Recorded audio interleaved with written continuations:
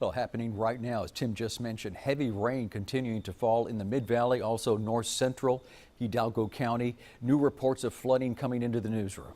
Right now, we are monitoring rescue requests coming out of Donna, as well as rising water in Weslaco and the Upper Valley. Let's get to Trayson Bragg in Edinburg with the current situation there. Trayson.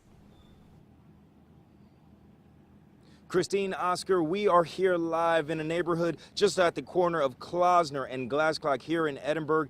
And guys, as you mentioned, the rain is coming down. Look what I'm standing in. There is flood water already several inches here. If you look behind me, just past that Edinburg fire truck, the water there doubly as deep here. We spoke to a woman who lives in this neighborhood. She tells us many residents have already evacuated. She told us that she is fearful for the days to come.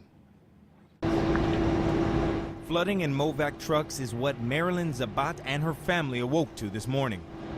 Oh, this one was just an overnight rain, and the rain last night was not even that bad. So we were just surprised. Zabat says high water covered at least half of her driveway. It's a common sight. Her subdivision has a history of flooding issues. Zabat's heard rumors of heavier rains approaching the valley. It might go inside our home already, and I've got kids, so it really worries me a lot. Ricardo Saldana is Hidalgo County's emergency management coordinator. He tells us parts of the county saw 10 inches of rain last night.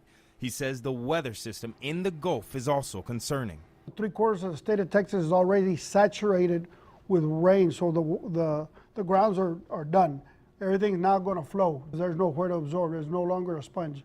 Saldana says his department has already notified precincts that suffered heavy flooding in June to pre-position water pumps in trouble areas. He tells us he's also reached out to state officials for important equipment. Pre-position pumps in this area on standby, and also life safety equipment, rescue boats, high-profile vehicles. The county is still waiting on the state's response. Saldana also asked residents in troubled areas to do their part to stay safe as well.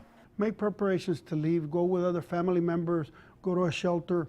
Make sure you bring food and water with you up to 7 days. Saldana adds keeping cash on hand and a full tank of gas in your car is also important in surviving emergency situations.